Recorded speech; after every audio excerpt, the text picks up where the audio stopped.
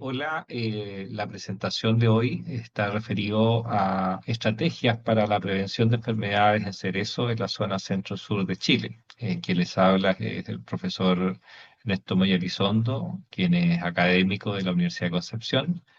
Y en esta oportunidad agradecer a PEC por esta oportunidad de poder compartir los desarrollos que estamos realizando acá en la Universidad de Concepción, referido al manejo de enfermedades que afectan a la cereza. ¿Ya? Los objetivos de la presentación de hoy es hablar principalmente sobre una nueva visión estratégica en el manejo de los huertos de cerezo, que es una nueva mirada, por lo menos que yo he estado empujando desde la academia, digamos, hacia el mundo productivo.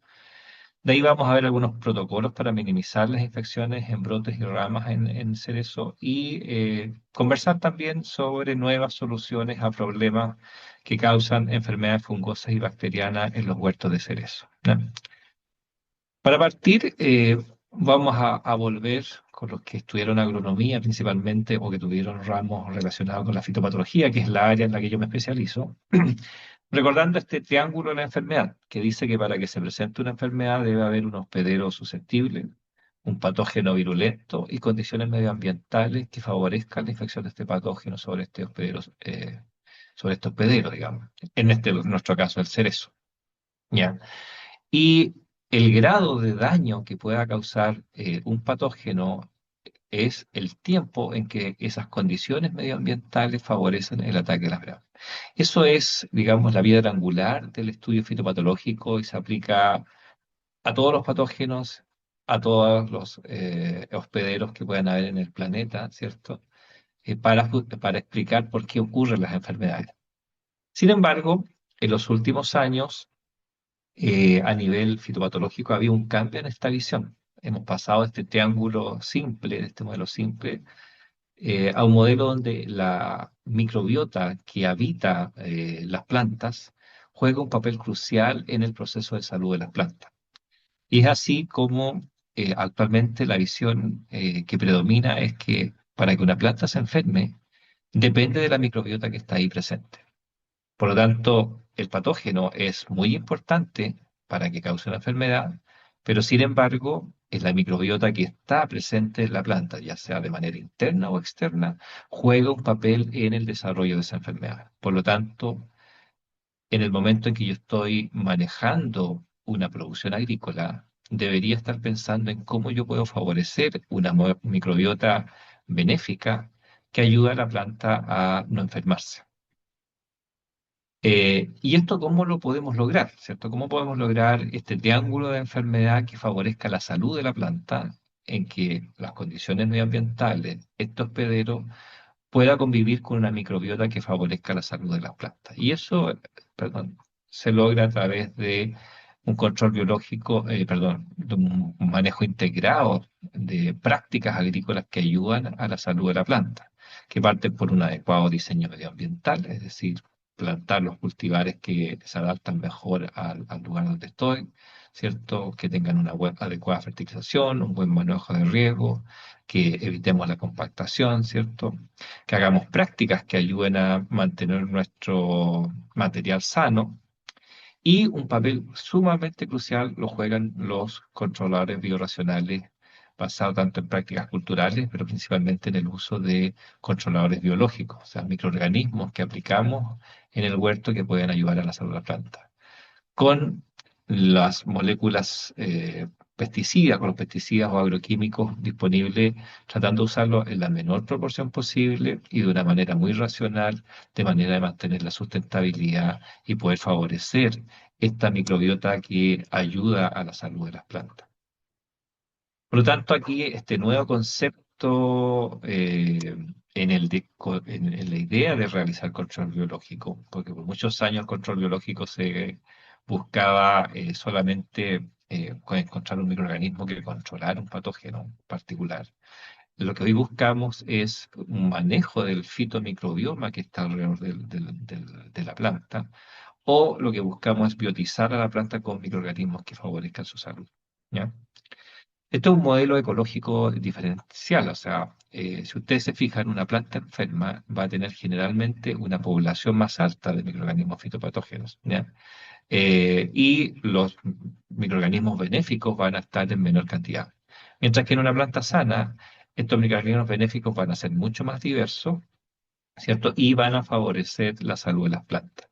Por lo tanto, en la práctica agrícola que yo debo realizar, debo siempre considerar la incorporación de microorganismos beneficiosos que van a promover el crecimiento de la planta por una parte y por otra parte también van a promover la salud de la planta misma. Por ello, muchos productos bioestimulantes que hoy están en el mercado pueden jugar un papel crucial en el manejo de las plantas y en la idea de poder obtener plantas saludables. Y les voy a contar algunas experiencias de lo que nosotros estamos haciendo en este tipo de trabajo, ¿ya? Lo que en el fondo buscamos, ¿cierto?, es biotizar la planta con microorganismos benéficos, ¿ya?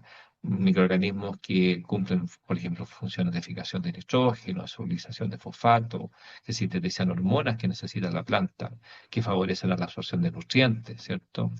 Que mejoran, ¿cierto?, el crecimiento de la planta, porque producen hormonas que favorecen el crecimiento de la planta, y también que inducen la resistencia de las plantas o pueden competir de manera directa con el fitopatógeno controlándola o ayudando a la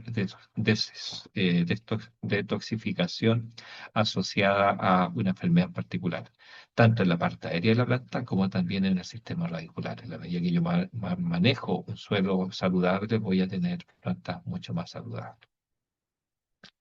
Ahora, cuando empezamos a pensar en el cerezo y empezamos a pensar en las enfermedades que lo afectan, una enfermedad que se ha ido haciendo recurrente es la moniliasis o la pudrición parda, pudrición café, ya que se asocia a un atizonamiento de flores o brotes en el periodo de floración, como ustedes pueden ver en la parte baja de la diapositiva, o también con el daño sobre frutos en formación, ¿ya? Y también, si se dan ciertas condiciones favorables, puede terminar causando pudriciones de los frutos, ¿ya? Otro patógeno muy recurrente que afecta tanto a la flor como al fruto es el moho gris, ¿cierto? O el tizón de flor asociado al hongo Botrytis cinerea o Botrytis species. Sabemos que hay distintas especies que afectan a la botritis. ¿Ya? Y ahí podemos ver, por ejemplo, una flor en cámara húmeda tomada desde un huerto donde se ha producido una gran explosión de producción de estos conidioforos y conidias que botrytis produce en gran cantidad, siendo un hongo muy agresivo porque produce enzimas que degradan la pared celular de los tejidos vegetales y de esa manera favorecen el daño en las plantas. ¿Ya? Y también un conjunto de hongos de post cosecha que pueden afectar a las plantas, como Cladosporium nervarum, Geotrichum, Penicillium, que en algunos años y en algunos huertos bajo ciertas condiciones se hace muy recurrente, y un patógeno que era secundario, pero que se ha ido transformando en una problemática recurrente, como es el caso de Alternaria, ya que son hongos que atacan el fruto en etapas tardías y que después se presan poco antes de la cosecha o cuando es más problemático durante la post cosecha o durante el periodo de envío cuando la fruta se recibe en los mercados de destino, que es cuando es mucho más complejo que estén ellos presentes. ¿Ya? Ahora, el manejo de estos hongos de post cosecha, para partir un poco, implica estar muy atento a lo que estamos haciendo. Esta es una visita que hice a un campo ahí en la región del Maule, en la zona de Sagrada Familia. Y ustedes pueden ver restos de frutos que quedaron en el huerto, donde sobre estos frutos encontramos monilinia, ¿cierto? Penicillium, Geotrichum, Alternaria. En este caso son ciruelas, pero también en el mismo huerto tenían ciruelas y cerezos, y en los cerezos podemos encontrar Penicillium y Alternaria. Por lo tanto, el hecho de que queden esos frutos en el campo, ya sea por descuido de la cosecha, o por ejemplo, de repente por diversas razones, estos frutos o restos de frutos que quedan en el árbol terminan siendo verdaderas plagas de Petri con medio de cultivo donde se está desarrollando estos hongos durante el otoño-invierno y que van a ser la fuente de inóculo que va a infectar en la primavera siguiente durante el desarrollo de la nueva producción. Por lo tanto, es un momento donde uno tiene que preocuparse para poder generar una solución, ¿ya? ¿Y cuál sería la solución? Una sería tratar de eliminar estos frutos momificados. O sea, uno debiera preocuparse en la cosecha de sacar la mayor cantidad de frutos desde el huerto para que esos frutos no queden como fuente de inóculo para las temporadas siguientes. ¿Ya? Ahora, una práctica, entendiendo cuando uno tiene que manejar muchas hectáreas, es la aplicación de la urea al 3% más un microorganismo hiperparásito, como es el caso de Trichoderma arceano, ¿cierto? Esto se puede aplicar al inicio del otoño, ¿cierto? O previo a la brotación, cuando empiezan a aumentar las temperaturas, de manera de que este hongo pueda colonizar esos restos de frutos que quedan y de esa manera ayudar a la descomposición de, de los frutos en alguna medida, pero principalmente de que se alimente y que parasite las estructuras de sobrevivencia de estos hongos, ya sean micelios u otras estructuras, ¿cierto?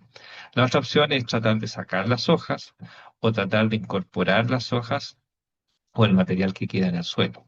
Por ello, esta aplicación del 3% de urea lo que favorece es la relación carbono-nitrógeno. Al tener más nitrógeno, al aplicar la urea, los microorganismos que habitan ese suelo van a tener una mayor actividad para descomponer los restos de frutos que puedan quedar en el huerto, o los restos de hoja o de madera que pudieran contener inóculos de distintos patógenos que afectan al cerezo, pero ahí es importante darle una mano con la aplicación a lo mejor de un microorganismo hiperparásito como Tricoderma marciano. Nosotros acá en el laboratorio hemos estado trabajando con algunas cepas de Tricoderma marciano y pueden ver ustedes acá cómo Tricoderma tiene la habilidad, bajo condiciones controladas, de colonizar los tejidos de Botrytis cinerea. Y también hemos podido observar bajo el microscopio cómo Tricoderma es capaz de estrangular los micelios de Botrytis, y en algunos casos también colonizarlos de manera interna. Por lo tanto, esta habilidad de parasitismo que tiene Tricoderma la debemos explotar dentro del huerto de cerezo para reducir fuentes de inóculo como en este caso de Botrytis y de otros hongos. Otra enfermedad muy importante, que ha sido una gran limitante en el desarrollo del cultivo del cerezo, es el cáncer bacteriano, también conocido como Gomosio sabiácea al cerezo. Esta enfermedad es causada por una bacteria que se Pseudomonas syringae pathobar-syringae, y que causa cancros en las ramas del árbol, causando la pérdida de centros de producción, como ustedes pueden ver ahí a su izquierda de la diapositiva, donde hay una rama muerta o un par de ramas muertas en un árbol adulto por la infección de este hongo. Obviamente, si esta infección ocurre en árboles más nuevos, el impacto es mucho mayor. Este patógeno, cuando infecta la madera, produce exudaciones de goma, que son generalmente claras en un inicio y que después se van cambiando de coloración, ¿cierto? Y también puede producir la necrosis de dardos, que son los centros productivos del cerezo, ¿ya? Esta enfermedad tiene una característica, es causada por una bacteria que es epífita en la planta, es decir, que vive en toda la planta. Y por eso esta imagen de don Bernardo, que la sacó hace muchos años, pero la encuentro buenísima, y por eso la muestro. Él puso una hoja de cerezo sobre una placa con un medio de cultivo para bacterias, y ustedes pueden ver la cantidad de bacterias que están, o la cantidad de colonias, cada uno de esos puntitos es una colonia de bacterias que estaban habitando una hoja de cerezo. Por lo tanto, si no hacemos nada, la bacteria va a cubrir todo el árbol y va a estar en todas partes, porque la bacteria está ecológicamente adaptada para vivir en el árbol de cerezo, y por eso es tan compleja de manejar en este cultivo, ¿ya? Ahora, ¿dónde se queda este enemigo bacteriano, cierto? Como es una bacteria epífita, habita toda la planta.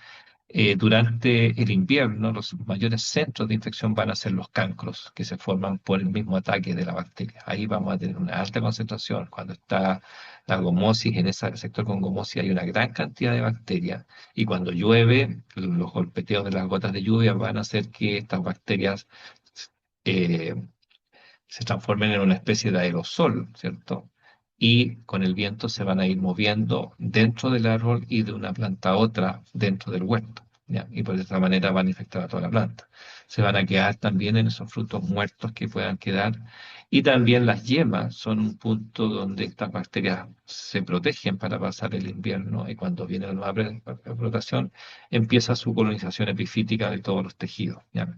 Factores como suelos de baja fertilidad, ¿cierto? Poblaciones altas de nematodos, ¿cierto? Y quizás algunos hongos que, que existen, pero que de repente uno no se da cuenta, que debilitan la planta, como el caso de Verticillium. En el trabajo en Estados Unidos han demostrado, por ejemplo, que especies de Verticillium tienden a debilitar la planta de cerezo y favorecen las infecciones por bacteriosis como la Pseudomonas syringae.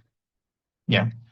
Ahora, en el ciclo de esta enfermedad, esta bacteria, como decíamos, si partimos ahí en el centro, en este cancro que se formó del ataque, pues en una temporada, este cancro va a terminar estrangulando la madera y va a llevar a la muerte de las ramas, ¿ya?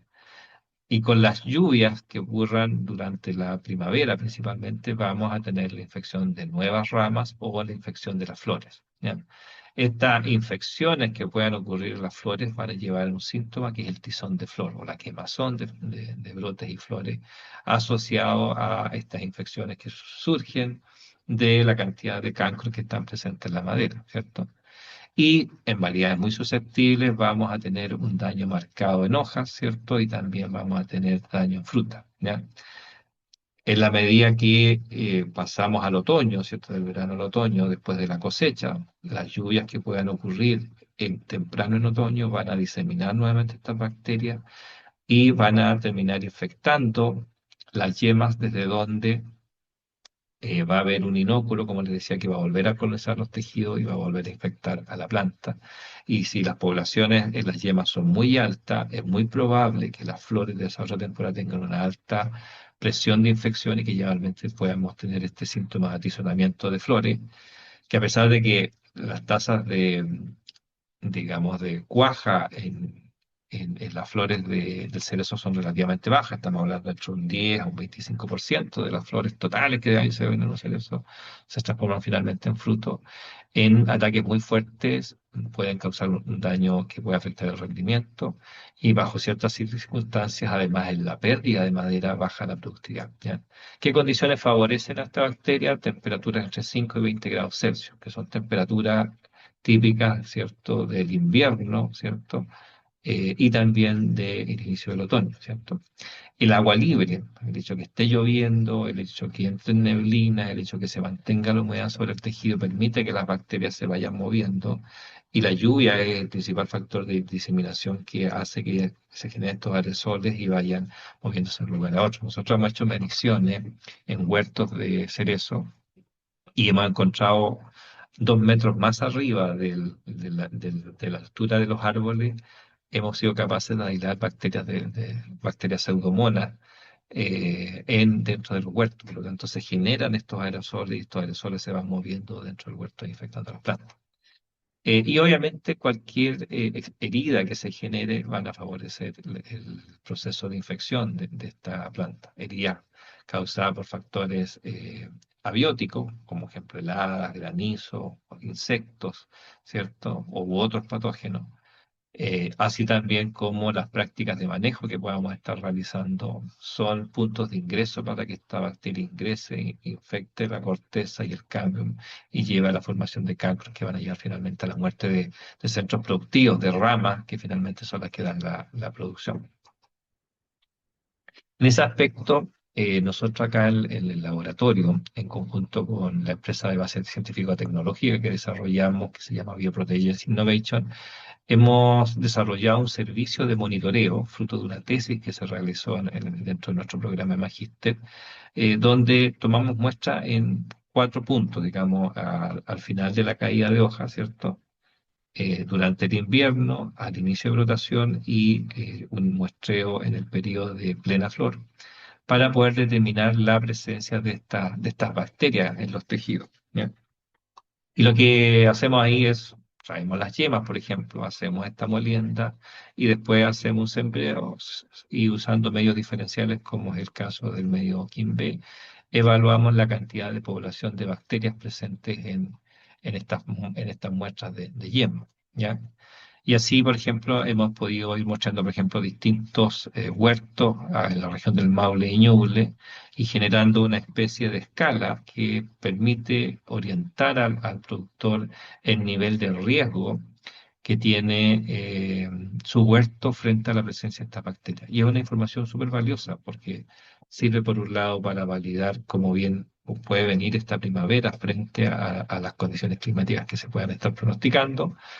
Y por otro lado, permite llevar un registro anual de cómo los programas de manejo que estoy estableciendo están influyendo en la presencia de bacteriosis. Por ejemplo, ustedes pueden ver, por ejemplo, ahí el huerto MB1 tiene poblaciones muy altas de bacterias presentes en ese huerto. Por lo tanto, es un huerto donde el manejo de la bacteriosis puede ser mucho más complejo y las prácticas deberían ser distintas, a lo mejor a ese huerto MM13 de la región del Maule, donde los niveles en general son moderados abajo, ¿ya? Entonces es importante buscar estos sistemas de monitoreo, ¿ya? Ahora, la importancia del monitoreo también, aquí está un trabajo que ha hecho la empresa Bioinsumos Nativa, el sitio Nova, es que tenemos niveles de infección, ¿cierto? Que son variables durante el invierno, que es un periodo en que se dan muchas condiciones para el desarrollo de esta bacteriosis. Tenemos heladas con recurrencia, tenemos precipitaciones, ¿cierto? Y por lo tanto es una condición que favorece. Y de pronto tenemos inviernos donde tenemos algunos días en que suben las temperaturas, lo cual acelera la tasa de multiplicación de las bacteriosis y puede causar una enfermedad. ¿Ya? Nosotros también en el laboratorio hemos trabajado y hemos desarrollado sistemas basados en PCR cuantitativa, ya, lo cual nos permite identificar claramente si la bacteria que está causando daño corresponde a Pseudomonas syringae y Lactobacillus, ya. Tomando muestras en esos mismos estados, hemos validado escalas de medición, ¿cierto? Y hace poco acabamos de publicar este trabajo en el Journal of Microbiological Methods, ya donde desarrollamos este sistema de medición de qPCR y el cual nos permite, a partir de tejidos de cerezo, poder cuantificar de manera directa si es realmente la bacteria la principal responsable del daño o los niveles de esta bacteria que está presente en el campo. Y así hemos podido comparar nuestro método basado en placas con este método qPCR, validando la eficacia de uno o de otro en distintos estados de desarrollo de la yema o de la flor. En cuanto al manejo de esta enfermedad, ¿cierto? Lo ideal sería evitar el cultivo en zonas expuestas a la enfermedad, pero sabemos que hoy cerezo se planta en todo Chile, hasta la 10ª región, que son regiones que tienen mucho mayor presión de infección. Y obviamente prácticas como los techos pueden ayudar a reducir la diseminación de esta bacteria dentro de los huertos, pero ahí, frente a la dificultad económica que hoy tiene el cultivo del cerezo, hay que analizar muy bien cómo se puede manejar, ¿cierto? Muy importante es la sanitización de los huertos, es decir, preocuparse de, si yo tengo la planta enferma, sacar los cancros o las ramas que presentan cancro, porque como les decía, es el principal foco desde donde se disemina esta bacteriosis, ¿cierto? También es importante eliminar los desechos de la poda y también desinfectar las herramientas de poda. La tijera de podar, ¿cierto? Es un transmisor de esta bacteriosis. Si yo corto una rama que tenía el cancro y después con esa tijera voy a otra rama, en esa tijera voy a llevar la bacteria y voy a poder infectar otras ramas, ¿ya?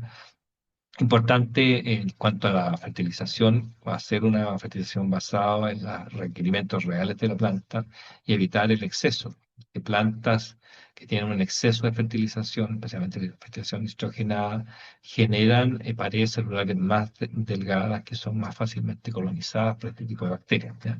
También es importante controlar las malezas.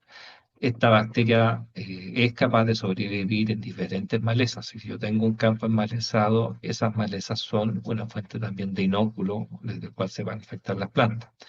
Y lo otro importante es un buen adecuado control de manejo. Si estoy haciendo una plan, si estoy planificando una plantación, tengo que hacer un estudio para ver los niveles de nematodos presentes en el suelo.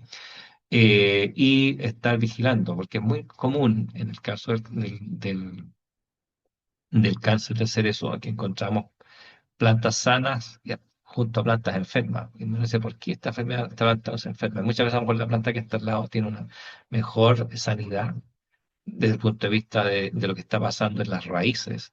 Y es en las raíces donde se produce el debilitamiento que favorece la infección de esta bacteria fitopatógena. ¿Ya? Por eso cuando uno va al campo es importante, eso uno debiera evitar en el campo los sectores débiles. Por ejemplo, acá un huerto en la misma fecha, ahora en junio, de unos años atrás, un huerto limpio, sin maleza, en muy buenas condiciones, mientras que en un sector del huerto tenemos un sector que está con problemas de exceso de humedad, probablemente napas freáticas altas, y eso se traduce en que hay un mayor desarrollo de maleza, ¿cierto? Un mayor nivel de humedad, probablemente esos árboles van a tener más humedad y probablemente el daño por cáncer bacteriano en esos lugares va a ser más recurrente, ¿ya? Lo mismo acá, en un huerto donde tenemos sectores donde se inunda en la trailera, esa agua libre, al aumentar las temperaturas, genera mayor vapor y va a afectar a la planta. Y como ustedes pueden ver, uno ve la hilera, una hilera que está bajo más inundación, tiene hasta una mayor caída de hoja. Es decir, hay una facilitación de la infección por parte de este patógeno. ¿Ya? Lo mismo acá, un huerto en junio con cero maleza versus otro donde el manejo de la maleza o sectores del huerto donde no se manejaron adecuadamente el control de maleza. Es de seguro que en ese sector con maleza va a haber más problemas de cáncer bacterial. ¿Ya? Otra importante prácticas que hay que tener cuidado. Nosotros de pronto empezamos a amarrar para poder darle un sistema de conducción determinado al cultivo del cerezo, pero esas alambres generan heridas y esos son puntos de ingreso desde el cual puede iniciarse la infección en la planta, tanto de esta bacteriosis como de hongos que atacan a la madera, ¿ya? Por lo tanto, cuando uno está pensando en un programa de manejo, de mi perspectiva, uno debiera considerar la aplicación de cobres en el periodo de caída de hoja y en el periodo de yema hinchada, ¿ya? En el caso de haber cancros, lo ideal es eliminar la rama, pero si se puede eliminar solamente el cancro, esta zona se puede limpiar y se puede pintar con una pasta cúprica, ¿cierto? Una pintura con óxido o sulfato de cobre pentahidratado o óxido de cobre, y de esa manera uno puede solucionar el problema o mezclarlo con antibióticos, esta pintura y cubrir esos tejidos, ¿ya? Eh, y el caso del antibiótico, de mi perspectiva, en huertos donde tienen mucha condición favorable para el desarrollo de la enfermedad, se justifican aplicaciones en el periodo de floración, teniendo claro que más o menos el promedio de infecciones de 21 días, o sea, perdón, de carencia de estos productos de 21 días. ¿Ya? Ahora, el cobre es una muy buena herramienta para controlar bacterias. Sin embargo, cuando ya la bacteria está adentro, su efecto es nulo. Es decir, yo puedo aplicar cobre 20 veces porque el cobre es un producto de contacto. Actúa sobre los tejidos que cubre. Por lo tanto, uno lo aplica y ese cobre queda ahí. Ahora, cuando llueve, y en gran proporción, tenemos un lavado y una disminución de la concentración de cobre, lo cual puede favorecer el desarrollo de cepas que sean resistentes a cobre. Por lo tanto, uno tampoco tiene que evitar el uso excesivo de cobre. Además, como el cobre se lava, ¿a dónde cae ese cobre? Ese cobre cae al suelo. Y su acción eh, antimicrobiana la ejerce sobre las poblaciones de microorganismos que están en el suelo y finalmente puede ayudar a reducir las poblaciones de bacterias benéficas que debería tener un suelo, ¿ya? Entonces, si yo estoy aplicando un guano, aunque estoy aplicando un fertilizante modificado, ¿cierto? Pero si está cayéndole cobre a ese guano va a perder la característica de materia orgánica y microbiológica y la calidad microbiológica que tiene ese suelo si que yo estoy utilizando ese sistema, ¿ya?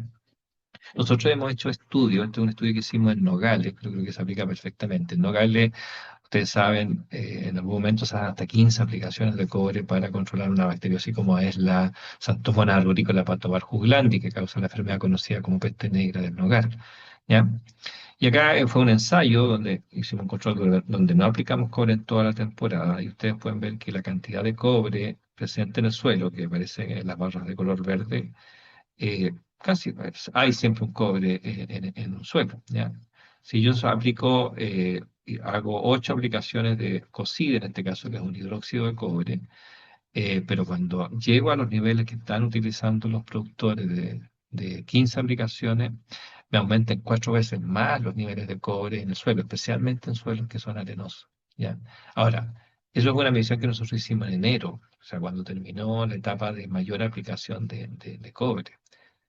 Pero todavía, si yo tomaba las hojas de que recibieron ese cobre, las pulverizaciones, y hicimos una medición y encontramos que en las hojas, entre el control donde no se aplicó nada en la temporada y donde se aplicaron las 15 aplicaciones, tuvimos 33 veces más aplicaciones.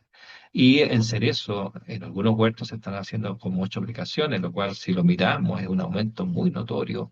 Y estamos colocando cobre sobre las plantas y ese cobre finalmente cuando caiga en esas hojas van a entrar al ciclo microbiológico que ocurre en el suelo y pueden afectar las poblaciones de microbios que están habitando el suelo. Y hay un montón de reportes que caracterizan eso. Lo mismo pasa con las aplicaciones de antibióticos. La aplicación de un antibiótico, ese antibiótico al caer al suelo, empieza a presionar los microorganismos que habitan tanto la planta como el suelo a generar cepas que sean resistentes y por lo tanto terminamos complejizando mucho aún más cuando estamos haciendo muchas aplicaciones para el manejo de estas enfermedades, ¿ya? Un reciente trabajo realizado por el Línea Quilamapu, el proyecto liderado por Boris Agreo, ¿cierto?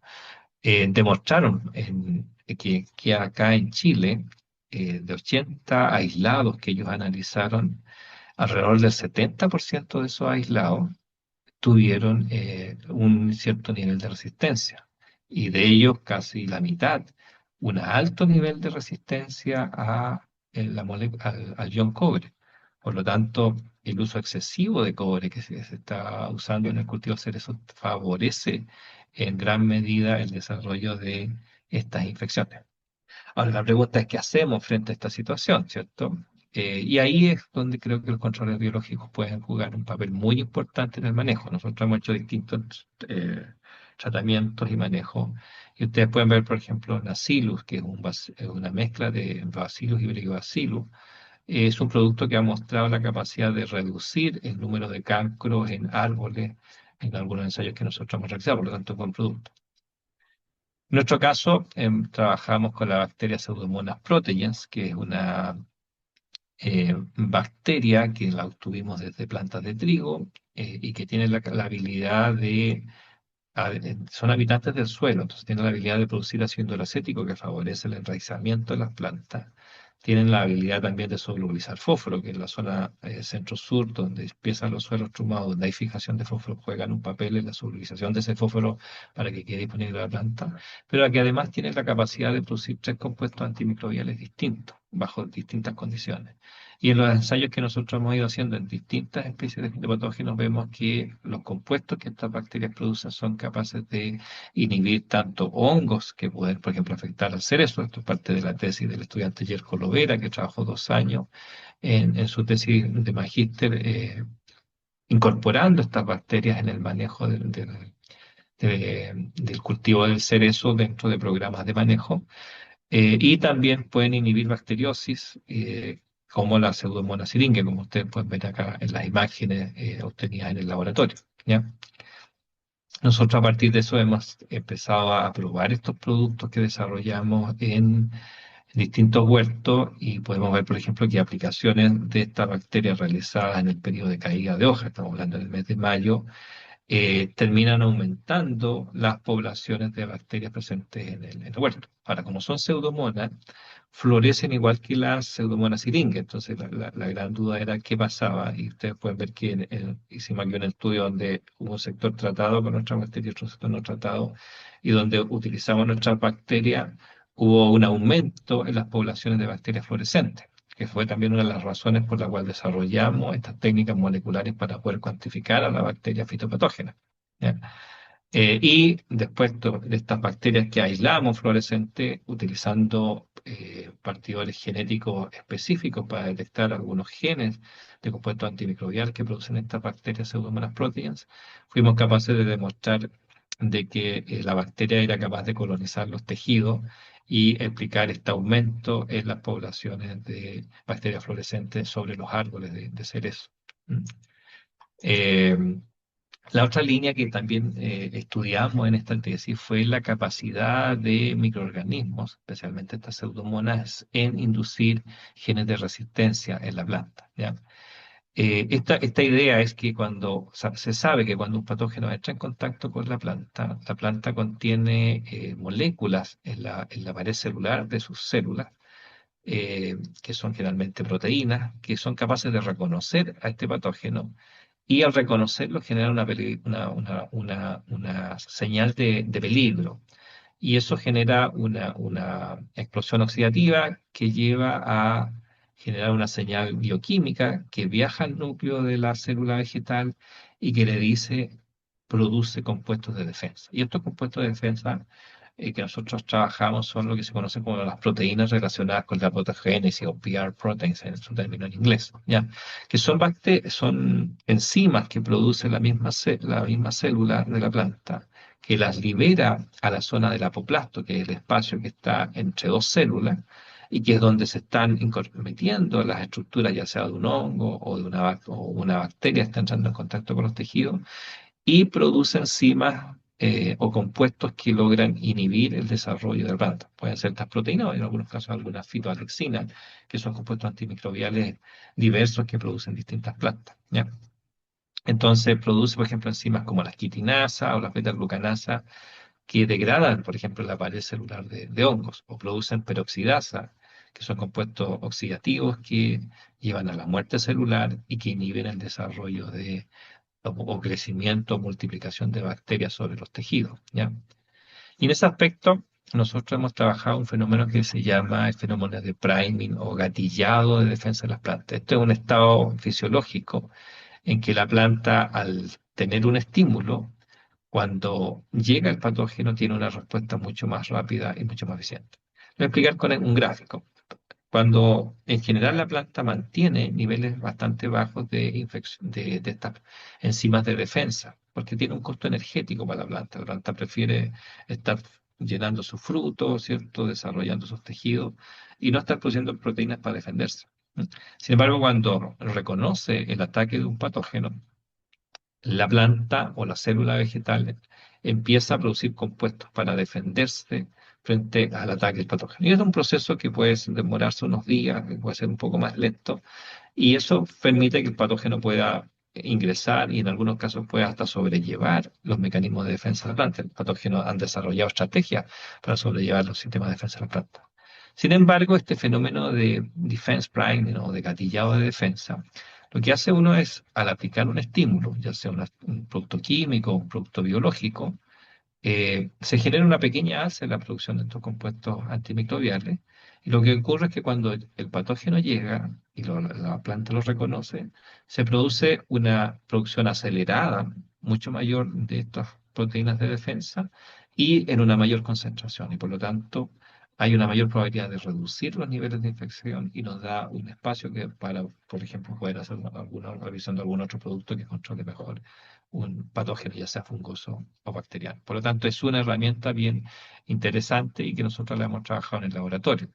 Nosotros hemos desarrollado en nuestro laboratorio dos productos. Uno lo comercializa la empresa Biosimulativo, que genera una formulación en polvo que se llama Taniri.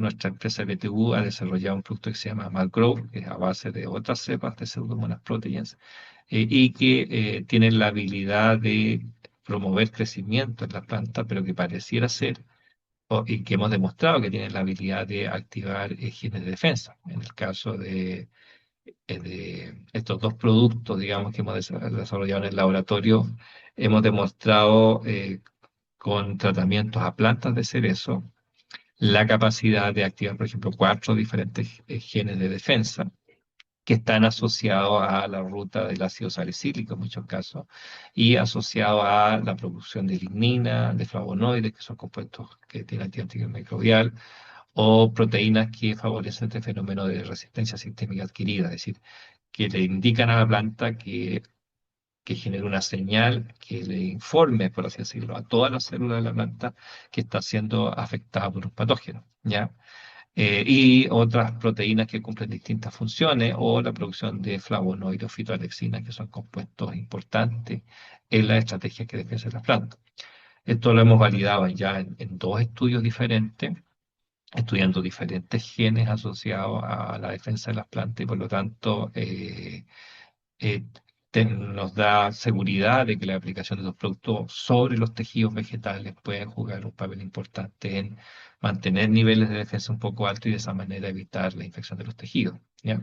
Por lo tanto, la idea de un programa de manejo con estas bacterias, si pensamos hoy que estamos en otoño y entrando ya al invierno, eh, lo que nosotros creemos y lo que hemos validado en ensayo es que las aplicaciones en 50% de caída de hoja pueden hacerse con cobre, ¿cierto? Y ahí uno le puede poner un mancozeb que mejora la adherencia del cobre a la planta y puede tener un buen efecto.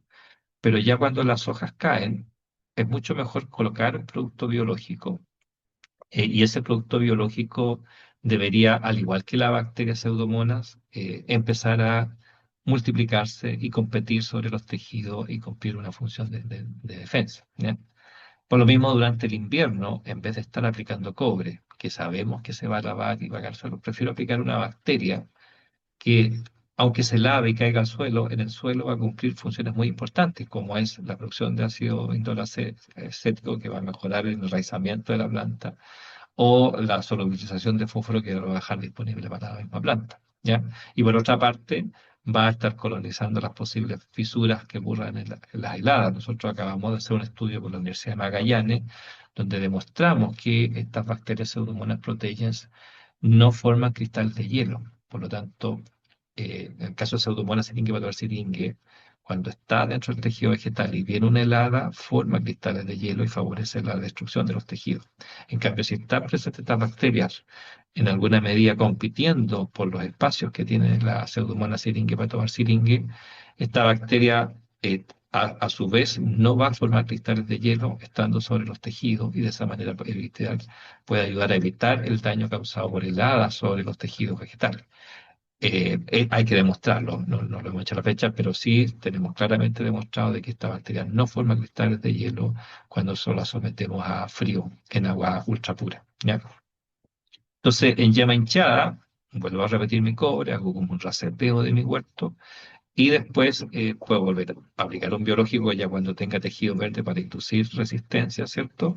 Y en huertos que tengan mucho problema de cárcel bacterial, uno puede considerar a lo mejor la aplicación de algún antibiótico, por ejemplo, como Agrigen u otro, para poder detener la infección de las plantas, ¿ya? Este es un poco el programa que nosotros le proponemos a los productores que consideren con estas aplicaciones en 100% caída de hoja, algunas aplicaciones invernales y una aplicación en el periodo de floración o donde tenemos ya tejido vegetal para poder inducir la defensa de las plantas, ¿ya? Y también eso se puede complementar con fungicidas a base de tricoderma, que pueden ir compitiendo, ¿cierto? Desde el punto de vista de parasitar tejidos se puedan infectar. Por ejemplo, el periodo de caída de chaqueta, ¿cierto? Cuando se caen los pétalos, ¿cierto? Y, desde el árbol, esos tejidos si quedan infectados con bursitis o alternaria, lo ideal es que al caer al suelo puedan competir, ¿cierto? Este hiperparásito como trigo del marciano, y de esa manera evitar la infección en ese periodo y evitar inóculo que puede infectar los frutos que están en desarrollo, con lluvias que siempre nos sorprenden durante la primavera, y que, por ejemplo, sabiendo este fenómeno de cracking que a veces se asocia, que uno lo puede manejar, ¿cierto?, con algunos productos, pero eso que genera microfisuras a veces en los tejidos, que son puntos de ingreso para hongos como alternaria o gastritis, y que pueden infectar. Entonces, lo que yo tengo que tratar de buscar es bajar el nivel de inóculo en el periodo de crecimiento de la fruta, donde también me empiezo a quedar con menos alternativas de aplicación, y puede ser una alternativa. Y además, en verano consideramos que es muy importante de pronto aplicar estos productos activadores de defensa antes de entrar en la caída de hoja, con la idea de favorecer la acumulación de estas proteínas relacionadas en la patogénesis en la misma madera o el árbol antes de que entre en receso, con la manera de que entra el invierno con maderas que puedan tener estas proteínas. A lo mejor esas proteínas las va a degradar finalmente durante el invierno, porque no sabemos muy bien cómo la planta utiliza todos los recursos que acumula antes de la brotación. Pero es mejor tener ese tipo de proteínas en la planta, y por lo tanto, una aplicación un mes antes del inicio de la caída, después de la cosecha, es una muy buena alternativa como para volver a decirle a la planta, y especialmente cuando empezamos a entrar el otoño, donde pueden de pronto haber lluvias tempranas en marzo, en abril, donde esas lluvias van a favorecer un nuevo diseminación de las bacterias en el interior del huerto, ya, de los cancros que se formaron durante la temporada, ¿cierto? O que, por ejemplo, y además teniendo muy presente que también tenemos problemas de daño por radiación. El daño por radiación es un punto de inflexión y por lo tanto ahí uno también puede usar productos que traten de evitar el daño por radiación. Hay muchas algas juegan un papel importante. Nosotros hemos trabajado con una que es Boss, que es una microalga, una alga chilena, un producto chileno que hemos desarrollado y que también hemos visto algunos efectos inductores de resistencia utilizando estos productos a base de algas. ¿Ya? Ahora, también hay un tema económico. Nosotros trabajando con la Hacienda Los Quillayes, ahí en la zona de Sagrada Familia, ellos hicieron manejos y calcularon los costos de lo que llamaron el programa estándar que ellos utilizaban, basado en 3 aplicaciones de cobre en el periodo de caída de hoja, más 2 aplicaciones invernales de cobre, ¿ya? Versus dejar solo 2 aplicaciones de cobre y incorporar 2 o 3 aplicaciones de macro durante este periodo. Y desde el punto de vista del impacto ambiental, obviamente hay una diferencia enorme, casi un 75% menos, ¿ya? Y desde el punto de vista de los costos también hubo una reducción. Las estimaciones que ha hecho el Departamento de Sustentabilidad de esta empresa en base a incorporar estos productos en su manejo han demostrado que los costos se disminuyen en un 18%, ¿cierto? Pero el uso de cobre se disminuye en un 70%, lo cual desde el punto de vista ambiental es muy importante. Por eso es una variable que también uno tiene que considerar en la medida que está proyectando el huerto en largo plazo y en la medida también de hacerlo sustentable desde el punto de vista económico, especialmente en estos años que han habido dificultades en cuanto a los costos. ¿Ya? Ahora también nos pasa a veces que vamos a un huerto y nos empezamos a encontrar de que aplicamos cobre y igual tenemos daño. Puede ser daño por las bacterias porque puedan presentar resistencia a este producto. Sin embargo, la exudación de gomas no solo se asocia a cáncer bacterial. Hay una familia de patógenos, ¿cierto?, que infectan los tejidos, como el caso de la citóspora, la calofaeria, con Clostridium purpúreo en el huevo plateado, y Uctipalata, que también se acaba de detectar hace algunos años acá en Chile, que son hongos que atacan la madera y que favorecen el daño de los tejidos, ¿ya? De madera, causando síntomas muy parecidos a los que causa el cáncer bacterial, ¿ya?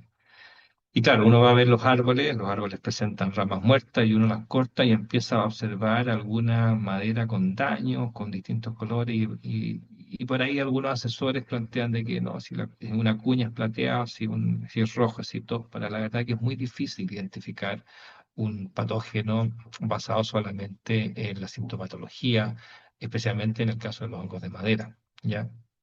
Solo si observamos las estructuras de reproducción de estos hongos, que en el caso de Citópora lo que uno observa son los pignidios, que crecen generalmente debajo de la corteza de la madera que murió. Entonces, la madera muerta uno le saca la corteza y va a observar esta estructura con forma, podríamos decir, como de ojos, ¿cierto?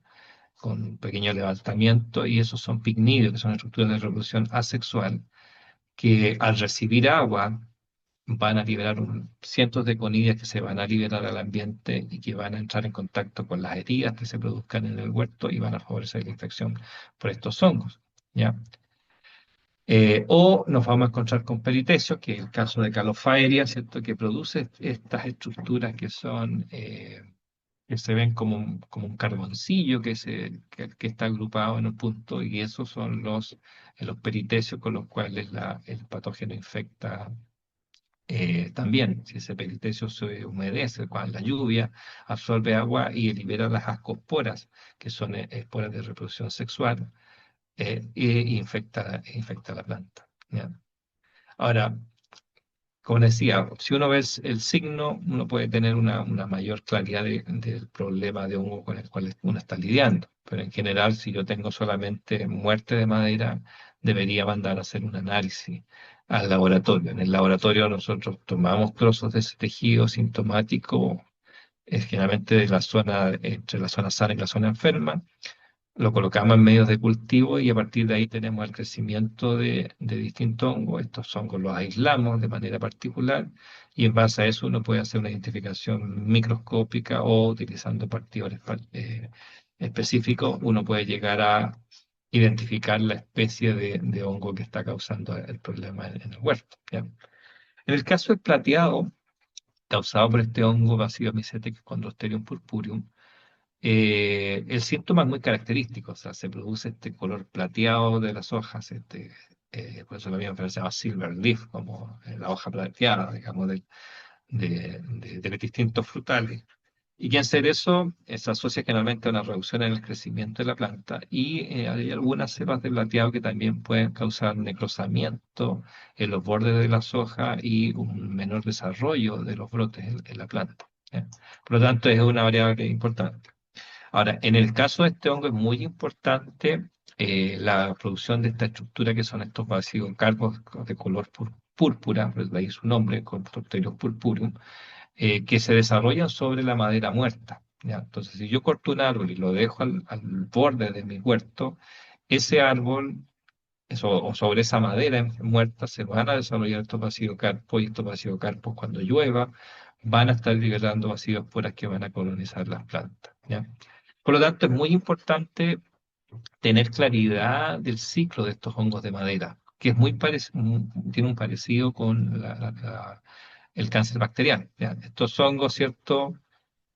Van a infectar las heridas, ¿cierto? Los cortes de poda, las heladas, van a producir, va a haber muerte de tejido, ¿cierto? Y cuando uno va a ver esos tejidos y saca la corteza, se va a encontrar con esta estructura, ya sea pignidio, en el caso de citósporo, peritecio, en el caso de Calofaeria, y en el caso de Chondrosterio purpureum, la producción de estos basidiocarpos, ¿cierto? Y cuando vengan las lluvias de primavera, otoño, perdón, de otoño, invierno, primavera o hasta verano, ¿cierto? Va a haber una liberación de estas ascosporas, conidias o basidiosporas al ambiente que van a viajar y van a buscar las heridas o esas aberturas naturales por donde pueden estar lenticelas en algunos casos, pero generalmente heridas, cortes de poda, heladas, daños por granizo, daños por insectos, van a ser puntos por donde este patógeno van a ingresar, ¿cierto? Y vamos a tener, mientras tengamos lluvias, vamos a tener conidias en el ambiente que pueden infectarnos el huerto, ¿ya?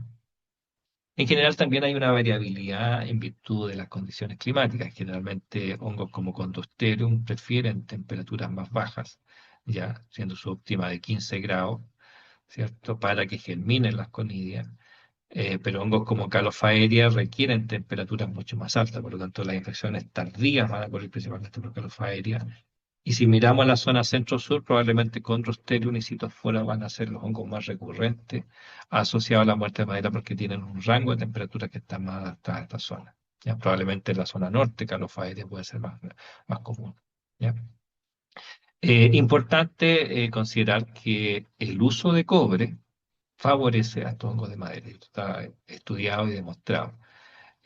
Y además, tanto Cytophora como Calofaeria no son susceptibles a los oxicloruros de cobre y a los sulfatos de cobre pentahidratados. Por lo tanto, mi aplicación de cobre no tiene ningún efecto en el control de estos hongos. ¿Ya? También se han hecho algunos trabajos que han demostrado que Regina y Santina, Regina es mucho más susceptible a Cytophora que Santina, ¿ya? Y que Calofaeria es agresiva de manera similar en la mayoría de las variedades de cerezo. ¿Ya? Y en general, estudios hechos en línea, haciendo seguimiento con partidores moleculares, han demostrado de que desde mayo, ¿cierto? Junio, hasta principios de octubre tenemos los mayores niveles de infección, que coinciden obviamente con los periodos donde hay más precipitación. ¿Ya? La lluvia es la principal variable que va a influir en la presencia de estos hongos en el ambiente y que los van a diseminar dentro del huerto o dentro de una zona o región. ¿Ya? Ahora, ¿cómo manejamos estos hongos? Nuevamente, con manejo integrado de enfermedades, es decir, usando distintas estrategias en este manejo.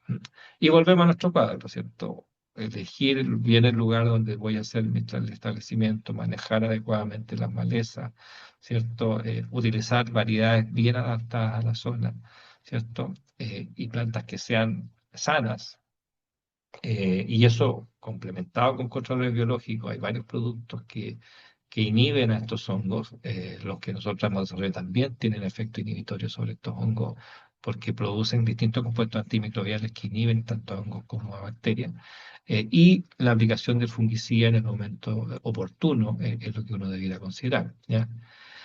Importante, ¿cierto? Tratar de eliminar los restos de poda. La quema es la manera más efectiva porque yo incinero los tejidos y por lo tanto estas estructuras desaparecen del ambiente. El problema es que sabemos que cada vez tenemos mayores restricciones medioambientales y por lo tanto cuando tengamos la posibilidad de quemar, yo recomendaría hacerlo, ¿ya? Si no, lo ideal es hacer un buen compostaje de la madera o enterrar esa madera y cubrirla con cal, ¿cierto? Puede ser una alternativa para poder eliminar el material. El compost tiene la ventaja que después yo puedo volver con ese material. Si hago un buen compost, puedo alcanzar en el interior digamos, de la ruma, digamos, del compost, temperaturas sobre 70 grados, lo cual destruye a la mayoría de las estructuras de resistencia de los hongos y bacterias, ¿ya? Desde el punto de vista de manejo, nosotros creemos que el hecho de que pongamos microorganismos que puedan colonizar, por ejemplo, los puntos de caída de hoja, son momentos en que podemos reducir los niveles de infectación. Y en cuanto a los cortes de poda, lo ideal es pintar. La pintura permite colocar una barrera física, además de un fungicida que va a tener un periodo de acción sobre ese corte. Pero sabemos que no es fácil. Y de ahí productos como Mamul, ¿cierto? Tifi, nuestro producto BioHart, que es un Trichoderma marcianum, son hongos que pueden ocupar esos cortes de poda que no logramos pintar y pueden evitar el ingreso. Lo ideal es tratar de aplicar inmediatamente después del corte de poda, ¿cierto? Para que esa herida quede protegida y volver a repetir después de 15 días, porque varios estudios en diferentes frutales están demostrando de que el periodo de infección del corte de poda puede ser más allá de un mes. Ya sea el corte que no queda cubierto con alguna protección, sea un fungicida, sea una pintura o un producto biológico, tiene alrededor de un mes. Por eso lo que nosotros vamos a tratar de tratar inmediatamente después del corte de poda, ojalá podar en la mañana y aplicar al final de la tarde, y repetir una aplicación después de 15 días, ya sea de un producto biológico o de un fungicida para evitar que esos cortes se dañen, ¿ya? Eh, Algunas recomendaciones, por ejemplo, el tiafanato de metilo, que es un producto muy eficiente en el control de muchos de estos hongos de madera, es una buena alternativa para aplicarlo en post cosecha, ya que tiene restricciones en varios mercados. Lo mismo, las estroglurinas pueden ser una buena alternativa. Al inicio del otoño, pues se puede evitar. En invierno usamos los cobres para controlar cáncer bacterial, pero a su vez lo podemos mezclar con Mancozeb, que es un fungicida a contacto y que puede jugar un papel importante, ¿ya? En 50% de caída de hoja podría evitar eso, ¿cierto? Y cerramos siempre con macro, ¿cierto? Y nosotros recomendamos a veces con algas, porque el alga favorece la multiplicación de la bacteria, ¿ya? Entonces, por lo tanto, podemos favorecer una población de microorganismos benéficos sobre la madera y de esa manera evitamos los daños, ¿ya? Y repetimos nuevamente durante, si es que hay heladas, biológicos, ¿ya? Y después debemos considerar aplicaciones dependiendo cómo venga la primavera para poder manejar esa problemática, ¿ya? Ahora, para resumir e ir también terminando, tanto en el manejo de enfermedades bacterianas y fungosas es importante un buen diagnóstico, ¿ya? Me ha tocado a veces visitar huertos donde, o sea, un programa muy eficiente para controlar pseudomonas, siringue, pero el problema que tienen son hongos de madera, ¿ya? y siguen aplicando cada vez más cobre y la realidad del problema es que es un hongo de madera. Entonces el diagnóstico de lo que uno tiene es muy importante para poder armar ese programa que permita un adecuado control de la enfermedad. ¿Ya? Considerar el manejo integrado de enfermedades. Nosotros, como les decía, hemos hecho tesis 2 años manejando sectores con biológicos y en mezcla con muy pocos químicos y hemos tenido niveles de control de enfermedades similares dentro de esos huertos y en algunos casos, a medida que empezamos a tener más biológico en el predio, empezamos a observar, por ejemplo, disminución de alternaria alternata en los frutos, ¿ya? Lo cual, y en las flores, lo cual resulta interesante, o reducciones de otitis, ¿ya? También considerar el uso de monitoreo para saber cómo estuvo mi programa la temporada anterior y poder tener un registro que me permita tomar las decisiones de manejo que voy a ir haciendo cada temporada. Idealmente usar también estos sistemas de predicción temprana. Hoy todos sabemos que este año, por ejemplo, va a ser un año lluvioso, entonces la lluvia nos está diciendo que vamos a tener más hojas de madera y mejores condiciones para la diseminación de la bacteriosis, ¿ya? Usar control biológico. ¿Cuál? Yo creo que hay que ir probándolos dentro de cada huerto y probando las distintas alternativas. eh, Pedir, digamos, los antecedentes a los vendedores de qué tan eficientes son o qué respaldan la eficacia de sus productos y generar una diversidad de microorganismos en el huerto de manera tal de que cumplan distintas funciones, como veíamos cuando hablábamos de biotizar las plantas, es poner microorganismos con distintas funciones dentro del huerto para manejar las plantas, ¿ya? Y probablemente, que tampoco no es menor, es seguir el tema de la resistencia, especialmente la resistencia a cobre. Yo creo que es una variable que hay que estar atento. Los estudios de línea son lapidarios, más de un 70% de los aislados que ellos obtuvieron desde tejido enfermo presentaban resistencia a cobre. Por lo tanto, el cobre es una herramienta, pero no es la única herramienta y ahí creo que la incorporación de controles biológicos puede jugar un papel muy importante. ¿Ya?